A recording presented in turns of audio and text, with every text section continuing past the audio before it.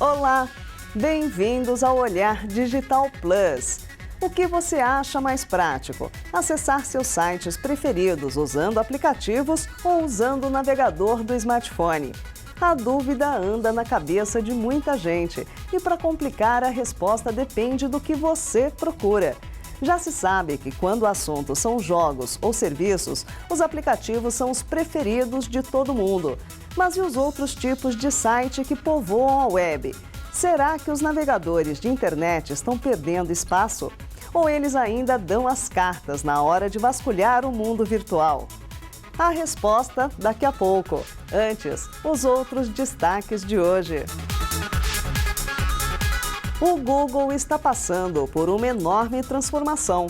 A empresa agora foi colocada sob a direção de uma outra, chamada Alphabet. Saiba o que isso significa. Boa notícia no mundo dos games. Antigamente, as criações nacionais tinham enormes dificuldades para decolar. Agora já há alguns títulos que alcançam qualidade internacional e, junto com ela, boas taxas de audiência. Você já deve ter ouvido falar que as exigências para os novos profissionais mudaram. Mas o que de verdade as empresas esperam de quem está entrando no mercado de trabalho? O Olhar Digital Plus está começando.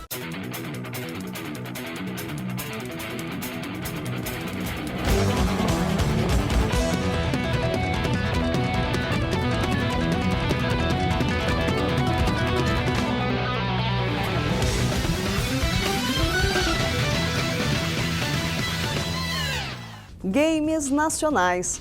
Eles evoluíram bastante nos últimos anos. A mais recente safra de títulos já tem trabalhos de padrão internacional e já alcança bons resultados de público. Fomos conhecer alguns dos desenvolvedores que estão desbravando essa fronteira. Eles ainda não alcançaram o poder e glamour das gigantes Sony ou Microsoft, mas produtores independentes estão ganhando cada vez mais força.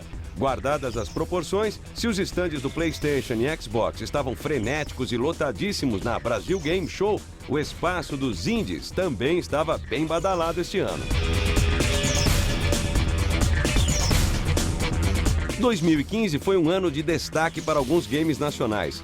Claro, os importados das grandes produtoras continuam sendo os mais esperados e procurados, mas tem Índio Brazuca fazendo sucesso nas telinhas. Por enquanto, o maior sucesso nacional é Aritana. Desenvolvido em 3 anos e meio, ele é o primeiro jogo independente brasileiro a chegar ao Xbox. E a gente até ganhou um prêmio do Phil Spencer, das mãos dele, dando realmente a força e o reconhecimento que a gente queria. Foi um negócio fantástico. Depois que a gente entrou, foi meio que um belo casamento, porque eles querem entrar no Brasil, eles querem desenvolvedores independentes. E eu quero relevância. Então, a hora que a gente fez esse casamento, eu funcionei como um garoto propaganda para eles e, em troca, eu ganhei muita propaganda. E agora a gente já está em 30 desenvolvedores. Então, o número de desenvolvedores, o número de interesse pelo Xbox One cresceu bastante e começou com a gente. E o reconhecimento final foi esse prêmio. A história medieval de Oda Luz, na qual um guerreiro busca seu filho desaparecido, também ganhou notoriedade entre os gamers. Em menos de um mês, o jogo foi aprovado para ser vendido na plataforma online Steam. Você mostra a sua ideia de jogo, né, ou como está caminhando o seu jogo, mostra para as pessoas e os próprios usuários do Steam, eles analisam, né, olham texto, vídeo, foto, como que o jogo está ficando. E aí eles dizem para o Steam, eles falam, eu compraria esse jogo ou eu não compraria. Aí com base nesses votos, né, o Steam decide se o jogo vai entrar para a loja ou não. O mercado de games parece ignorar qualquer crise econômica. O movimento mundial em vendas é de 66 bilhões de dólares por ano em todo o mundo. 1 bilhão só aqui no Brasil. Ainda é o começo, mas aos poucos a indústria brasileira vai ganhando seu espaço. Não só em consumo, mas também em produção. Assim como nos games mais complexos, os desafios são grandes e cada nova fase é uma grande aventura. Está engatinhando ainda no Brasil, né? E aqui é algo bem difícil porque você não tem tanto incentivo quanto lá fora. Lá fora, por exemplo, você tem, como você já está, por exemplo, nos Estados Unidos ou na Europa, você já está do lado de grandes publicadoras, pessoas interessadas no trabalho dos desenvolvedores independentes. Aqui já fica algo meio restrito, principalmente quando se trata de trabalhar com console, por exemplo. O que a gente trabalha é como driblar esses problemas para fazer com que o meu jogo seja vendável. Uma das formas são prêmios, então o que a gente busca é trazer um jogo de qualidade, que a hora que a pessoa joga, ela fala, pô, esse jogo é brasileiro, mas ao mesmo tempo esse jogo tem qualidade, ele é bem polido, então ele não precisa saber que é brasileiro. Cada produtora tem sua estratégia. O pessoal da Udaluz preferiu apostar no jogador mais antigo, fã do inesquecível Nintendo 8 bits. A proposta é que o game se popularize mundialmente. Já os produtores de Aritana preferiram focar 100% no cenário brasileiro. Mesmo os outros jogos criados por eles trazem elementos que representam o Brasil de alguma forma e assim se diferenciam de tudo o que já existe por aí. Trago um índio, depois eu trago um dinossauro que é cantor de churrascaria, então as churrascarias brasileiras bem conhecidas, o garçom com o pedaço de carne no espeto. Mesmo quando a gente vai para o espaço, com o projeto 9 de julho agora, o capacete do astronauta lembra do Ayrton Senna, o chão da nave, ela tem aquele ladrilho de São Paulo, então é alguma coisa de São Paulo. Quando você vê um robô, ele é feito de uma latinha de azeite que você encontra no restaurante, quando você vai comer, então quando o jogador começa a ver isso dentro de um jogo que ele gosta e ele curte, ele começa a ficar muito natural, ele se sente em casa. Então a gente acaba, de certa forma, tendo relevância dentro dele e ganhando admiradores até com esse trabalho. Então é algo que a gente se orgulha demais. Se até pouco tempo o objetivo de todo bom produtor de games era buscar uma vaga de emprego fora do país, atualmente essa realidade mudou. Mudou pouco, é verdade. Alguns ainda preferem ir embora, mas há espaço para quem quer apostar por aqui. Melhor do que o exemplo de Aritana? Impossível. Quanto mais games independentes conquistarem espaço entre os jogadores mais exigentes, mais aquecido e promissor fica esse mercado. O próximo passo talvez seja conscientizar e mostrar para o brasileiro que ele também pode dar valor para o que é produzido com qualidade por aqui mesmo. Que tal, hein? Depois do intervalo, tem a gigante mudança do Google. A empresa agora é controlada por uma outra, chamada Alphabet. Saiba o que isso significa. E ainda hoje tem o dilema do mundo mobile. É melhor usar aplicativos ou o browser do seu smartphone? O Olhar Digital Plus volta já.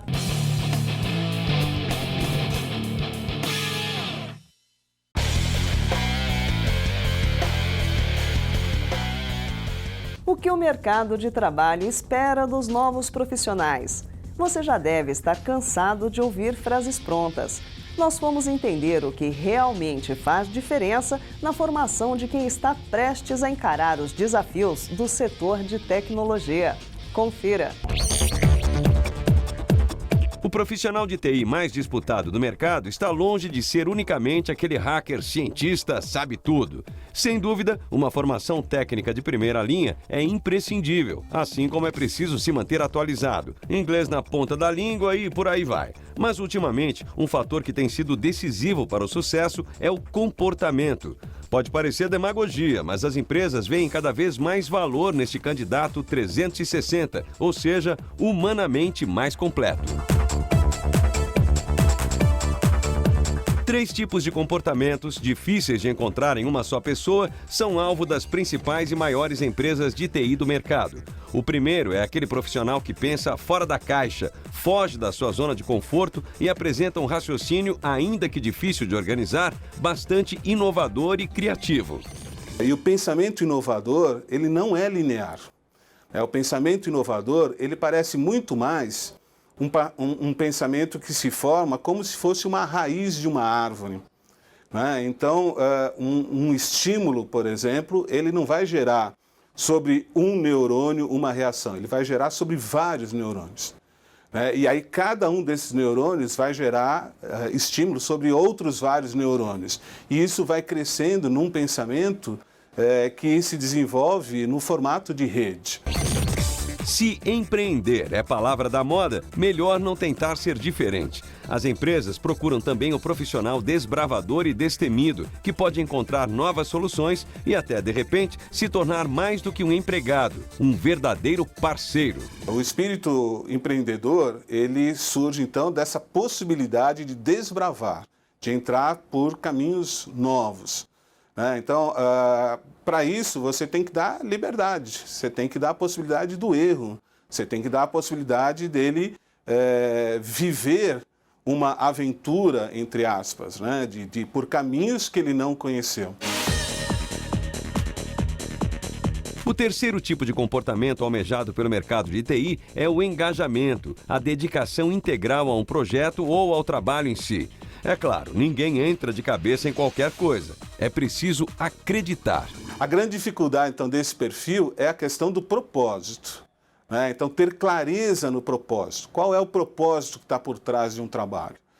Então, hoje em dia, está mais do que sabido que os jovens eles se engajam em ideias nas quais eles acreditam, muito mais do que salário, muito mais do que ambiente de trabalho. A primeira coisa que o jovem quer saber é qual é a ideia, quer dizer, por que eu vou fazer isso? Provavelmente em um grupo de 100 pessoas, nem 10 diriam que possuem os 3 tipos de comportamento, ainda mais se focarmos apenas no mercado de tecnologia. O jeito é cobrar da sua escola o máximo nos 2 campos, no conhecimento técnico e também no desenvolvimento humano. Esse pessoal aqui, por exemplo, levou a história às últimas consequências. Eles estão desenvolvendo um aplicativo móvel para ajudar os futuros profissionais a serem melhores pessoas também no ambiente de trabalho. Fazer com que ele reflita sobre quem ele reflita sobre a sua própria vida, reflita sobre a carreira, que ele possa pensar como ele pode caminhar junto com a faculdade, com a empresa, no sentido de ser alguém melhor, alguém mais capacitado, alguém mais feliz. Outra palavra de ordem quando o assunto é formação é a inovação. Numa reportagem anterior, mostramos como a inovação tem tudo a ver com a educação. Se você perdeu, pode conferir no link que está logo abaixo do vídeo dessa matéria no olhardigital.com.br. Aproveite! O Google está em transformação. Uma das mais festejadas empresas do mundo da tecnologia está no meio da sua maior mudança desde a sua fundação. Entre outras coisas, agora há uma outra companhia, chamada Alphabet, que passou a controlar as iniciativas do buscador mais popular do planeta. Para nós, meros usuários de internet em todo o mundo, nada deve mudar. Bom, pelo menos por enquanto. Mas a poderosa Google agora virou Alphabet. Não, nenhuma empresa comprou o Google, não. Mesmo porque seria difícil alguma ter tanto dinheiro. A Google é a terceira marca mais valiosa do mundo, com um valor estimado de 174 bilhões de dólares. A questão é que a empresa cresceu demais e deixou de ser apenas referência como o buscador mais popular da internet. E há algum tempo, a Google mostra bastante interesse em novos e promissores mercados. Sempre que enxerga uma boa oportunidade, a companhia simplesmente engole outras menores e engorda seu portfólio. Ao que tudo indica, do ponto de vista mercadológico, de negócios, estava ficando arriscado demais manter todo esse império sob uma única empresa.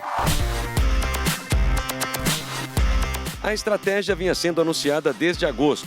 Na verdade, a Google apenas criou o nome Alphabet para conseguir abranger todos os mercados que participa. Ou seja, a Alphabet é nada mais que uma holding, uma nova empresa que incorpora outras menores. Para dar continuidade ao sucesso, a Alphabet é liderada por Larry Page, ex-CEO do Google e agora CEO da Alphabet. Sergey Brin é o presidente do conglomerado. A Alphabet, então, passou a controlar todos os serviços do Google, a ferramenta de busca, Android, YouTube, Chrome, Mapas, isso sem contar também com o Google Capital, Ventures e outras empresas que eram reunidas apenas sob o nome Google.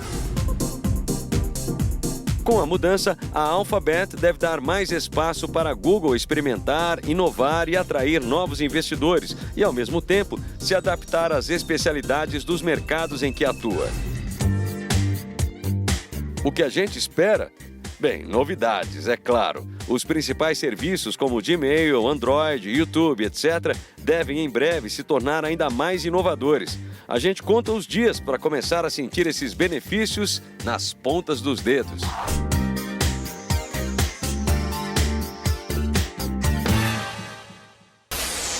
Depois do intervalo, tem o dilema que tira o sono de muita gente, que depende do mundo virtual. Afinal de contas, no smartphone é melhor usar aplicativos ou ficar com um bom e velho navegador de internet? O Olhar Digital Plus volta já.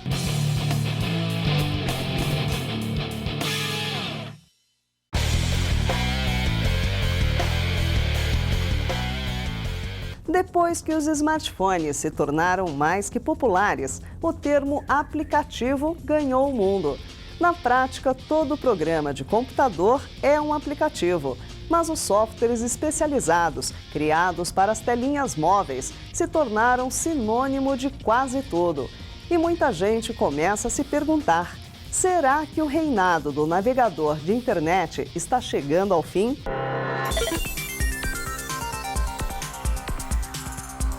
Quatro minutos, 240 segundos. Esse é o tempo médio de visita de um internauta brasileiro a uma página da internet. Calma, a gente ainda tem bastante tempo. Segundo a pesquisa Micromomentos do Google, os 4 minutos representam uma queda de 9% em relação ao mesmo período do ano passado. Bom, então acho que é melhor a gente apressar isso aqui, né? Sem correr, o Google diz que essa pressa crescente dos brasileiros em mudar de página se deve à popularização dos smartphones.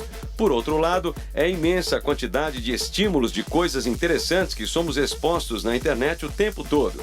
Os dois fatores contribuem constantemente para uma mudança de comportamento no consumo do conteúdo digital. A atenção é um elemento mais raro, né? As pessoas têm menos atenção, isso é um fato. E além disso, a quantidade de conteúdo de qualidade, de conteúdo interessante, faz com que as pessoas rapidamente se dispersem. Então, se elas já pegaram o que elas queriam, se elas já entenderam a história, se elas já se satisfizeram, é natural que elas passem para o próximo passo, que procurem o próximo conteúdo. Então, o desafio de quem produz é sempre tentar ganhar a guerra parágrafo a parágrafo. Eu brinco que a primeira conquista é o clique, né? Você clica e o cidadão entra e lê o seu primeiro parágrafo. E aí continua a guerra, de que ele chegue ao segundo, de que ele avance até o terceiro e de que ele termine o texto. Ah, gente, ainda tem tempo. Bom, olha só, se a gente parar para pensar, 4 minutos ainda é bastante coisa. Com tanta informação, a tendência é a gente ficar cada vez menos tempo preso em uma única página. A duração dos vídeos online é um exemplo. 10 anos atrás, os vídeos tinham entre 20 e 30 minutos de duração, bem longos. Depois passaram para 15, 10, 5 minutos. Hoje é difícil prender alguém por tanto tempo. Ei, você continua aí? E hoje o trabalho é de fazer vídeos de 30 segundos, 15 segundos, dependendo da plataforma onde a gente vai publicar. Então, se a gente vai publicar, por exemplo, um vídeo no Facebook ou um vídeo no Instagram, eles necessariamente precisam ser vídeos curtos, porque as pessoas... E vídeos sem som, porque as pessoas estão com o som, às vezes, abaixado. Então, a gente tem que se adaptar a isso. Então, existe uma obsessão pela objetividade. Outra mudança de comportamento, essa, segundo uma pesquisa da consultoria Flurry Analytics, é a diminuição do uso de navegadores em smartphones. Entre 2013 e 2015, o tempo de utilização dos browsers caiu mais de 50%. Nossa, falta pouco para o nosso tempo estourar. Mas antes disso, uma análise interessante sobre o levantamento é que já não existe muita diferença entre o uso do smartphone e o consumo de redes sociais. Se houve uma queda no uso dos navegadores, o uso de aplicativos nativos disparou no mesmo período, atingindo 90% do tempo gasto no celular. Mas, por outro lado, a gente vê um crescimento enorme de consumo e de tempo nos browsers nativos desses aplicativos. Então, eu fico imaginando que o browser do Facebook, embora ele não abra esses dados, seja talvez um dos maiores browsers hoje do mercado, e é um browser nativo da plataforma Facebook. Então, o consumo de páginas web ainda existe, né? O consumo da página tradicional dentro dos sites ainda existe, só que ele não acontece mais no browser, como acontece na web, ele acontece dentro dos browsers nativos, dos navegadores nativos dos aplicativos. 70% dos entrevistados disseram que os aplicativos são suas principais ferramentas de informação. Os estudos, eles só confirmam o que a gente já sabe, né? Claro, eles indicam pequenas transformações, pequenas tendências, mas é difícil que um estudo contradiga completamente algo que já não vinha sendo dado, sabe? A quantidade de gente que consome conteúdo dentro de apps de mensagens e redes sociais não para de crescer. E se você nos acompanhou até agora... Acesse olhardigital.com.br e junte-se à galera mais conectada do Brasil. Aproveite para assinar nossas newsletters. Você pode escolher entre a newsletter diária, voltada para as informações gerais que movimentam a era digital, ou a newsletter Pro, editada todas as quartas-feiras, com os principais assuntos que interessam a quem tem tecnologia como profissão. Acesse, escolha a sua e junte-se a nós. Semana que vem tem mais. Olhar Digital. O futuro passa primeiro aqui. Tchau!